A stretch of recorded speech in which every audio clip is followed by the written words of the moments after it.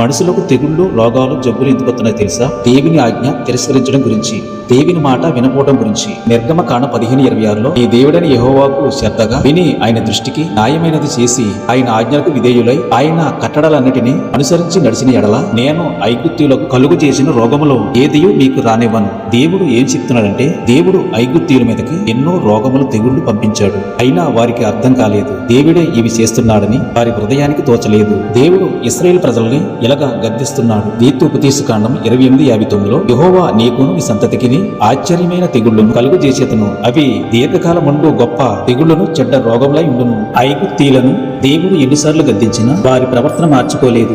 దేవునికి వ్యతిరేకమైన పనులు చేసేవారు. అందుకనే వారి మీదకి తెగుళ్లు, రోగాలు, జబ్బులు వారి మీదకి పంపడం జరిగింది. మనకి ఇప్పుడు ఈ జరిగే కాలం అరికాలు మొదలుకు నడినెత్తి వరకు అందరూ తెగులతోనే ఉంటున్నారు. ఈ రోగాలకి కారణము దేవునికి వ్యతిరేకంగా పనిచేయటం వల్ల. దేవునికి వ్యతిరేకమైన పాపాలు ఏంటంటే, మనలను సృష్టించిన సృష్టికర్తను మానేసి సృష్టిని పూజించడము, విచారం, దొంగతనం, నరహత్యలు, తాగుడు, అల్లరితో కూడిన ఆడపాటలు, గర్వం, అహంకారం, ఇలా చెప్పుకుంటూ పోతూ చాలా ఉన్నవి. వీటి వలనే మానవుల మీదకి దేవుడు తెగుళ్లు పంపిస్తున్నాడు. ఆ తెగుళ్లు మనం తెచ్చుకున్నవే.